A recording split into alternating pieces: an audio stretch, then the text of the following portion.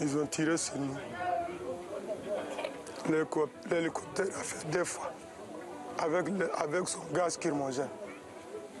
Mais si c'est pour tirer là, c'est le Français même qui nous a tirés. Parce que le truc, c'est devant moi que c'est passé. Ils ont dit que c'est pas eux, c'est les gendarmes du Niger qui l'ont tiré. C'est faux, c'est pas vrai. On a parlé dans des titres de presse de l'AFP, de TV5, des articles d'incidents.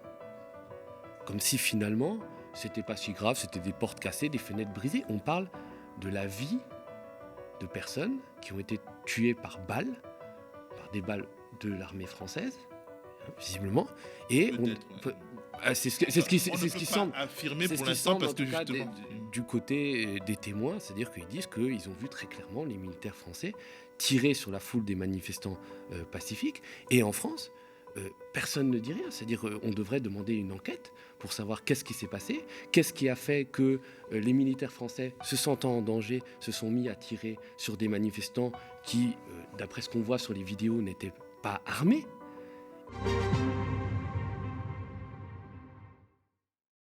On en arrive bientôt à la dernière partie de notre contre-matinale. La semaine dernière déjà, je parlais ici avec Thomas Dietrich d'une colonne française qui devait quitter Abidjan sur la côte ouest africaine pour rejoindre Gao au Mali, en passant par le Burkina Faso et le Niger. Une colonne qui a très vite rencontré l'hostilité d'une jeunesse qui ne veut plus de la présence militaire française au Sahel parce qu'elle considère que cette présence est inutile vu que la situation sécuritaire face aux milices djihadistes se dégrade chaque jour un peu plus.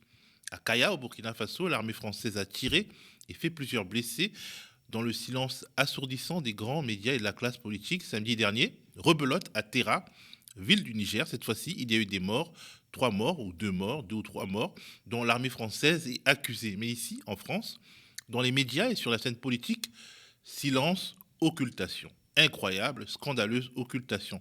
J'en parlerai tout de suite avec notre collègue Thomas Dietrich. Mais regardons d'abord un petit élément de contexte, un extrait de la télévision marocaine Medi 1, qui très vite a mis les mots sur la réalité quand les médias français, notamment l'AFP et RFI, organisaient le silence, voire la censure. Regardons. Les affrontements ont commencé hier soir avec plusieurs manifestants qui se sont opposés au passage du convoi militaire de la force Barkhane en provenance du Burkina Faso. Des jeunes, pour la plupart, qui ont érigé des barricades sur la voie principale qui traverse cette ville de Terra, située dans la région de Tillabéri. On ne veut pas de vous, rentrez chez vous, sont entre autres les slogans scandés par les manifestants qui ont refusé le passage au convoi en direction de la région de Gao au Mali voisin. Des populations qui n'ont d'ailleurs pas hésité à braver les soldats nigériens venus sécuriser le passage du convoi composé d'une centaine de véhicules. Des heurts ont par ailleurs éclaté dans la soirée avec des jets de grenades lacrymogènes, mais aussi des tirs de sommation à balles réelles selon certains témoins. La situation serait d'ailleurs montée d'un cran ce samedi, malgré les appels au calme et les tentatives de disperser la foule. Si les autorités n'ont pas encore officiellement réagi, des sources concordantes font état sur place d'au moins 3 morts parmi les manifestants ainsi qu'une quinzaine de blessés. Les circonstances restent encore floues sur la provenance des tirs en question, mais toujours est-il que des vidéos partagées sur les réseaux sociaux témoignent de la violence des affrontements qui se poursuivaient encore ce samedi après-midi. Alors bonjour Thomas, nous étions la semaine dernière ensemble pour parler du blocage d'un convoi français au Burkina Faso dans la ville de Kaya, un convoi bloqué par des centaines de jeunes en colère qui n'ont plus confiance en l'armée française et veulent son départ, un convoi parti de Côte d'Ivoire et qui doit arriver à Gao dans le nord du Mali en passant par le Burkina et le Niger, un convoi qui a fini par rebrousser chemin pour repartir après la dispersion de la manif et qui s'est à nouveau fait bloqué par de jeunes manifestants à Terra, au Niger, samedi, au Niger donc. Et cette fois-ci, il y a eu 3 morts et une incroyable occultation médiatique. Donc c'est un convoi de l'armée française, un convoi de logistique assez important de 90 camions et qui a vocation, donc qui part de Abidjan. Hein, c'est du matériel qu'on a amené au port de Abidjan en Côte d'Ivoire et qui est destiné à alimenter les bases françaises au Sahel dans le cadre de la lutte contre le terrorisme. Et donc, comme tu l'as rappelé, il y a eu des manifestants pacifiques, il faut le dire, qui ont bloqué ce convoi, une première fois à Kaya, au Burkina, qui l'ont obligé à faire demi-tour. Il n'a pas fait demi-tour très loin, puisqu'il est retourné vers la capitale du Burkina, Ouagadougou, avant de pouvoir continuer sa route vers le Niger, puis vers le Mali, puisqu'il va aller jusqu'à Gao, qui est une des bases les plus importantes de la force militaire française Barkhane au Sahel.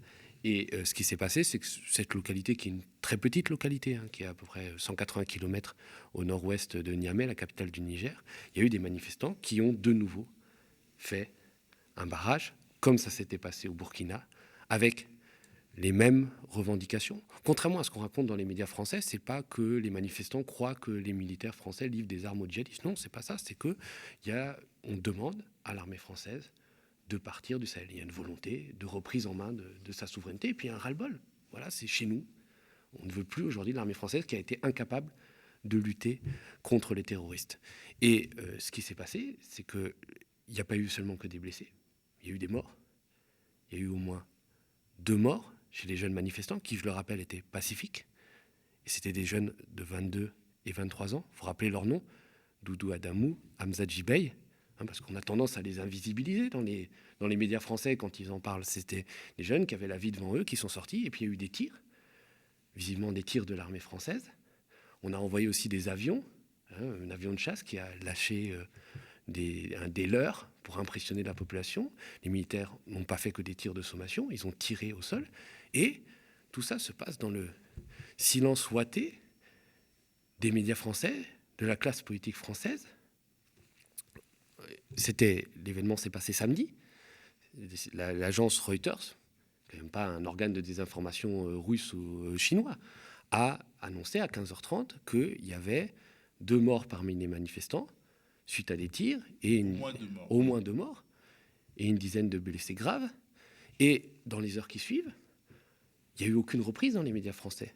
Il y a même eu des médias publics qui sont plutôt destinés à être ouverts à l'international, comme TV5, comme France 24, comme RFI, qui reprenaient la doxa du ministère de la Défense français en disant que, il n'y avait pas de tirs contre les manifestants, il y a eu seulement des tirs de sommation, alors qu'on savait qu'il y avait eu des morts. Et en plus, il est très frappant de voir les titres des articles de France 24 et de RFI notamment, où en fait on parle du blocage du convoi. Le titre n'évoque absolument pas les morts, ce qui est une faute journalistique incroyable. Je veux dire, un étudiant en école journalistique sait que quand il y a des morts, c'est l'information sur les morts qui est mise en titre.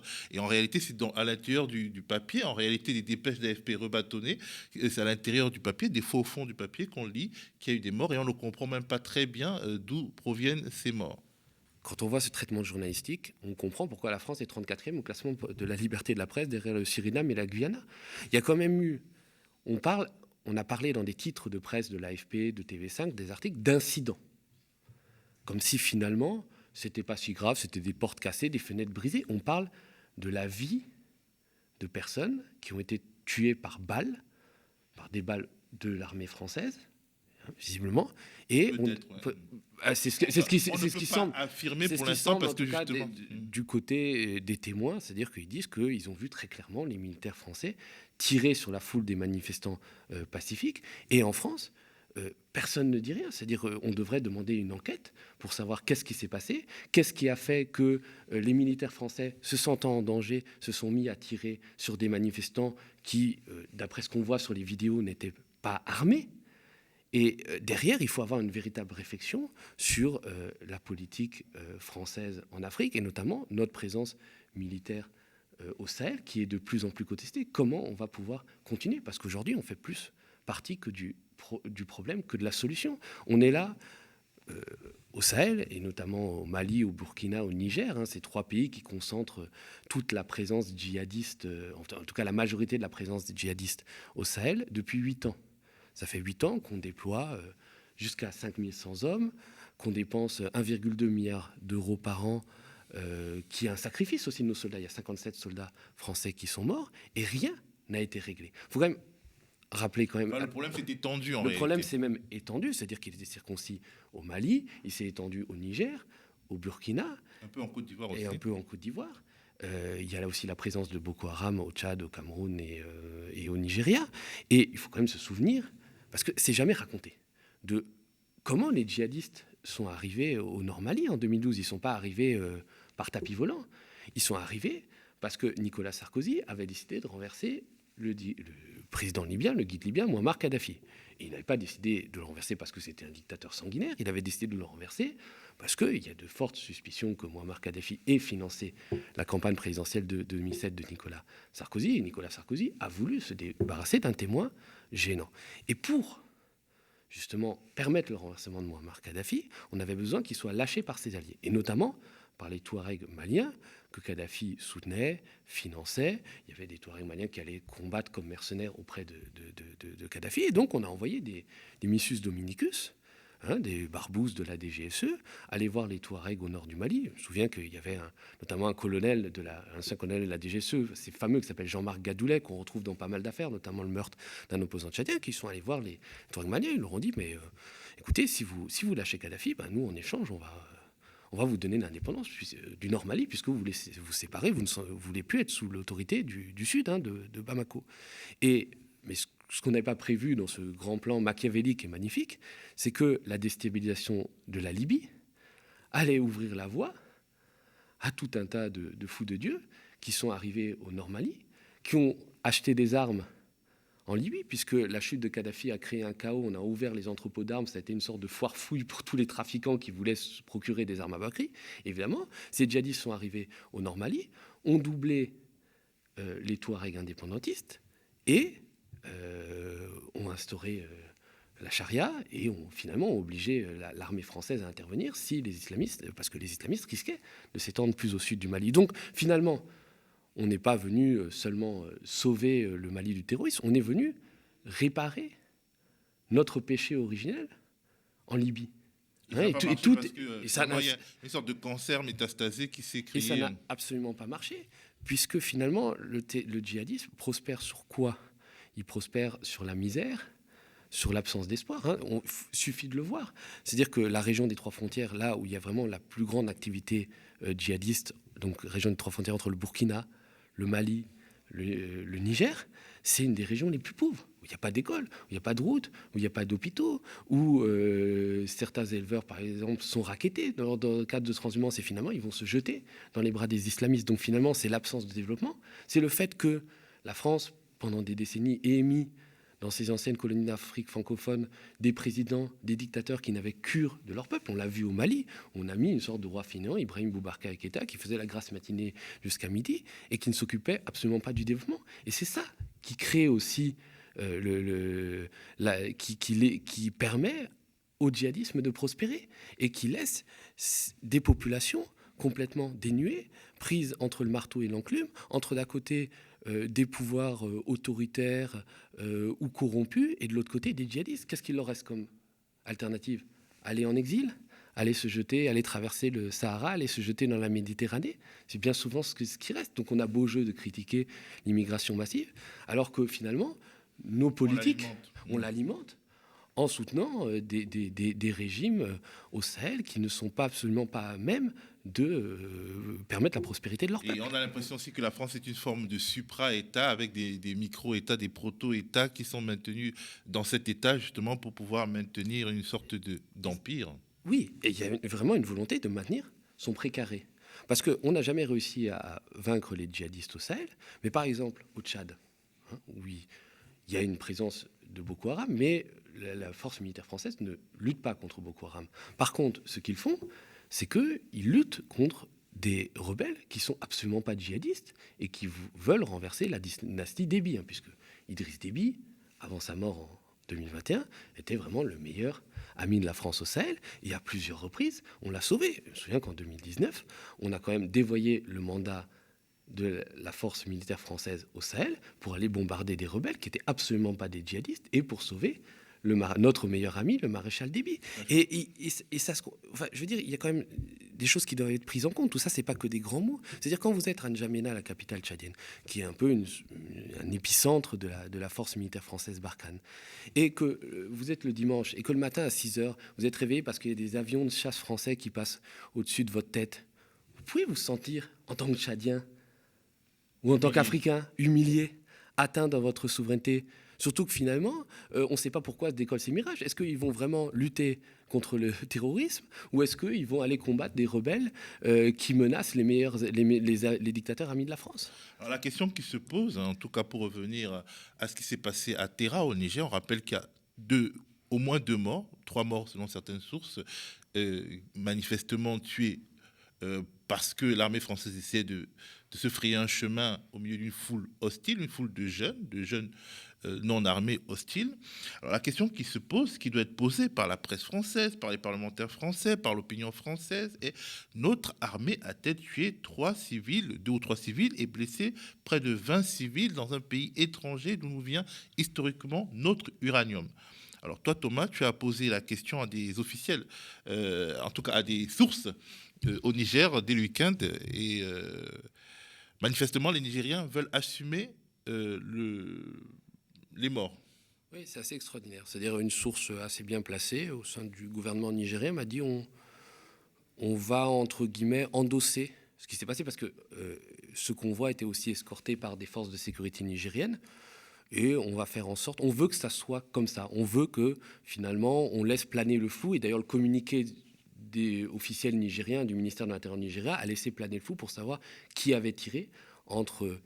on n'a pas dit clairement qu'il y avait tiré entre les forces de sécurité nigériennes et les militaires français. C'est une prouesse grammaticale, d'ailleurs, ce communiqué. C'est une prouesse grammaticale, c'est volontairement écrit avec les pieds, et ça pose quand même question. C'est-à-dire qu'au Niger... vous avez effectivement des intérêts stratégiques pour la France, puisqu'il y a l'uranium qu'il faut. Alors, c'est beaucoup moins qu'avant. Avant, à peu près 30. Historiquement, il y avait 33%, à peu près un tiers de l'uranium qui servait à faire fonctionner les centrales ici qui venaient du Niger. Aujourd'hui, c'est plutôt vers 15-20%, mais ça reste quand même important. C'est exploité par le successeur d'Areva qui s'appelle Orano. Et donc, vous avez un président nigérien qui s'appelle Mohamed Bazoum, qui est venu un peu au secours de la France en disant que on souhaite que la France reste, parce que si la France part, demain c'est le chaos.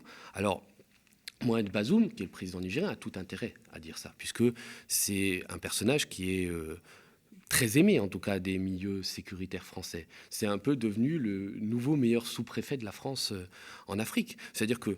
Maintenant qu'Idriss Déby... voilà, c'est-à-dire que quand il était ministre de l'Intérieur du président Mamadou Issoufou et qui réprimait des manifestations, qui l'embastillait des membres de la société civile nigérienne, Paris n'a jamais réagi. Et aujourd'hui, alors qu'on est en train de reconfigurer Barkhane, puisque on est censé, Emmanuel Macron a annoncé qu'on passait de 5100 hommes à 2500 à 3000 hommes et qu'on allait plus se détacher du Tchad, de N'Djamena, et se ramener vers le Niger. Ce qui a une justification effectivement géographique, c'est-à-dire qu'on se rapproche des endroits où les terroristes agissent, et aussi qu'il y a une justification politique, puisque le meilleur ami de la France au Sahel, l'homme fort sur qui tout reposait, Idriss Déby Itno, le président du Tchad, le maréchal, est mort en avril 2021.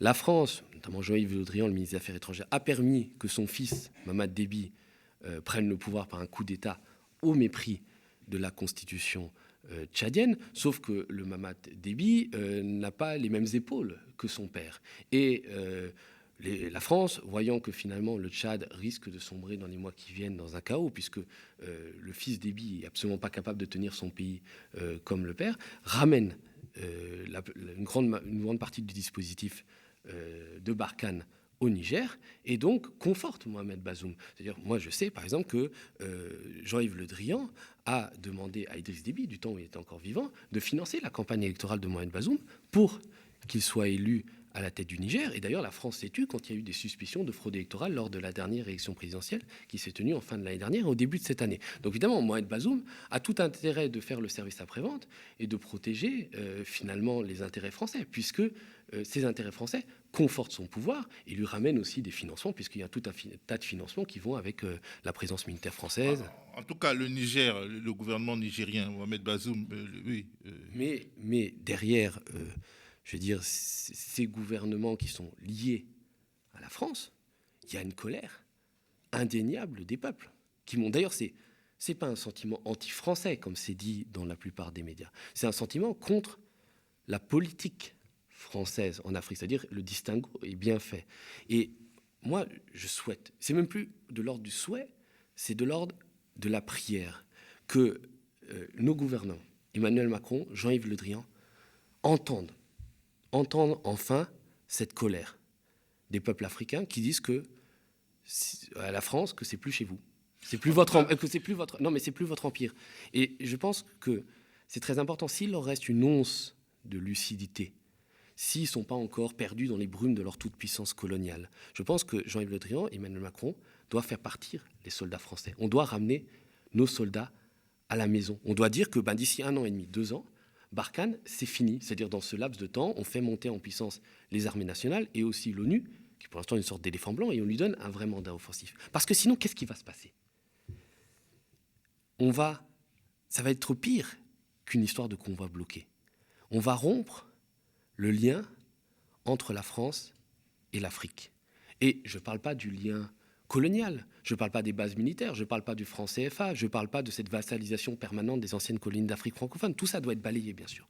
Je parle d'un lien beaucoup plus important, beaucoup plus fondamental, que personne ne veut voir briser. Ce lien-là, c'est un lien de culture, c'est un lien de langue, c'est un lien d'humanité. Combien on a de binationaux ? Des liens familiaux. Combien on a de binationaux ? Il y a 2 millions de Français qui sont originaires d'Afrique subsaharienne. Moi, je me souviens, j'étais au Mali en 2020, au plus fort de la contestation contre le président Ibrahim Boubacar Keïta, qu'on accusait d'être une sorte de pantin de la France. Et les manifestants, dans la rue, faisaient très très bien la différence entre les simples Français et la politique française qui était menée, qui est détestable. D'ailleurs, les gens ne comprenaient pas pourquoi la France des droits de l'homme se conduisait comme ça en Afrique. Et je vais finir sur ça, parce que si on ne change pas rapidement, il sera trop tard. À un moment, il sera trop tard. Tu te souviens, et tu pourras mieux le raconter que moi, qu'en 2004, en Côte d'Ivoire, pour la faire très court, Jacques Chirac voulait chasser le président Laurent Gbagbo, dont la tête ne lui revenait pas, et les militaires français avaient tiré sur des manifestants désarmés, faisant là plusieurs dizaines de morts, ce dont on n'a jamais vraiment parlé. Et en représailles, une petite partie de la population ivoirienne avait commis des actes anti-français contre des civils français. Et ça avait créé une rupture. Et moi, je ne souhaite pas ça. Et c'est pas que des grands mots, c'est pas que des grandes paroles. Moi, par exemple, mon épouse est tchadienne. Et moi, je ne souhaite pas qu'un jour mes enfants soient obligés de choisir un camp ou un autre, qu'on reproche à mes enfants d'être trop français au Tchad ou d'être trop tchadiens en France. Et je pense que c'est une préoccupation de tout le monde, de toi y compris, que véritablement, il faut qu'on change tout du sol au grenier de cette politique française pour que véritablement on puisse construire un partenariat équitable avec le peuple et qu'on mette fin à cette sorte de domination coloniale, cette sorte de guerre coloniale qu'on mène au Sahel et qui n'a plus aucun sens. En tout cas, on rappelle qu'il y a 17 ans, justement, il y avait eu en Côte d'Ivoire les événements de novembre 2004, durant lesquels, dans des circonstances similaires à celles de Kaya et de Tira, mais c'était à Abidjan, l'armée française avait tué des dizaines de personnes. En réalité, on a compté 64 morts, dont un enfant de 13 ans, et il y avait eu le même type d'occultation, ce que Daniel Schneiderman avait appelé, dans sa chronique à Libération, le journalisme en uniforme. Il avait fallu attendre des semaines, et un reportage de 90 minutes sur Canal+, l'émission à l'époque animé par Paul Moreira, aujourd'hui patron de la boîte de production Première Ligne, pour briser l'omerta. Finalement, les choses n'ont pas beaucoup changé. En tout cas, hier, dans la nuit, alors que nous préparions cette matinale, le journal Afrique de TV5 Monde, la chaîne de télévision de la francophonie, contrôlée par la France, mais aussi par la Suisse, la Belgique et le Canada. Bref, un JT diffusé principalement à destination de l'Afrique et non de la France, a publié des témoignages accablants. On regarde.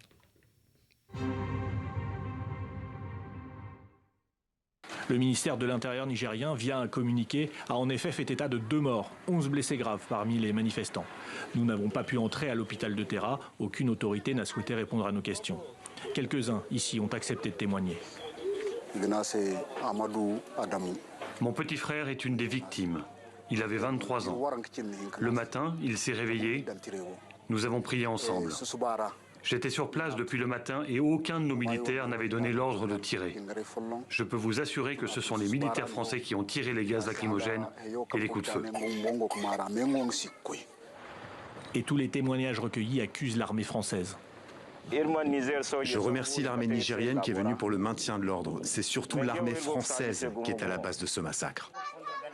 Certains ont été présents au contact du convoi des soldats et des gendarmes nigériens. Ils ont tiré sur nous. L'hélicoptère a fait 2 fois avec son gaz lacrymogène. Mais si c'est pour tirer là, c'est les Français même qui nous a tirés. Parce que le truc, c'est devant moi que c'est passé. Ils ont dit que c'est pas eux, c'est les gendarmes du Niger qui l'ont tiré. C'est faux, c'est pas vrai. Alors, on est dans une situation rocambolesque où le gouvernement nigérien dit c'est nous qui avons tiré sur notre peuple et où le peuple dit ah mais non, c'est pas nos gendarmes qui ont tiré sur nous, ce sont les gendarmes français. Quelque part, donc, le gouvernement africain, donc vassal, assume la violence, comme au Burkina Faso aussi. Le gouvernement burkinabé a coupé Internet mobile pendant plus d'une semaine. D'ailleurs, je pense que c'est toujours coupé pour justement empêcher les populations de se réunir et de contester la présence française. Et finalement, la contestation de la présence française au Burkina, on est passé à une contestation violente du pouvoir de Roch Marc Kaboré au Burkina, comme si finalement le discrédit s'étendait désormais au chef d'État qui refuse de rompre avec la France.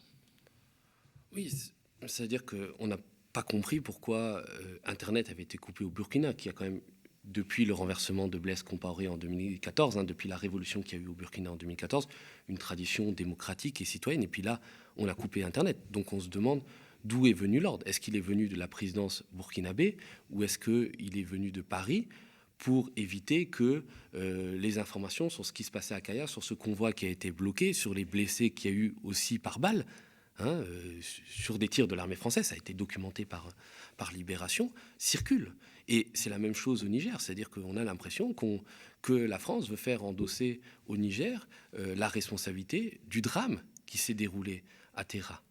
Et moi, je trouve ça assez scandaleux que la classe politique française, y compris les hommes politiques de gauche, ne se saisissent pas de ce problème en demandant une commission d'enquête, en disant mais on veut savoir, parce qu'effectivement, on est une armée étrangère qui a tiré sur des civils désarmés, qui n'est absolument pas djihadiste, dans un pays étranger, dans un contexte quand même de forte tension. Et c'est vrai qu'il y a tout d'un coup des manifestations. Là, on a vu samedi au Burkina Faso, il y a eu des manifestations très fortes contre le régime de Roch Marc Kaboré, mais aussi contre la présence militaire française. Donc c'est pour ça qu'il faut d'urgence revoir notre politique pour mettre en place un calendrier de retrait de Barkhane et revoir de fond en comble nos relations avec l'Afrique pour les mettre non pas sous l'angle de la domination, mais sous l'angle d'une fraternité entre les peuples, d'une fraternité de langue, d'une fraternité d'histoire et puis une fraternité de destin. Mais aujourd'hui, cet aveuglement qu'a Emmanuel Macron et qu'a Jean-Yves Le Drian nous conduisent à l'abîme. En tout cas, la France risque de tout perdre en Afrique. Et ce lien Et les Français avec, parce que à un moment donné, quand le feu part, on peut plus l'arrêter. Voilà, en tout cas, c'était important de revenir là-dessus. On espère que le Parlement, le gouvernement, les médias mainstream vont revenir dessus. On espère que nos amis d'Arrêt sur Image vont aussi documenter mieux que nous, en fait, l'occultation médiatique.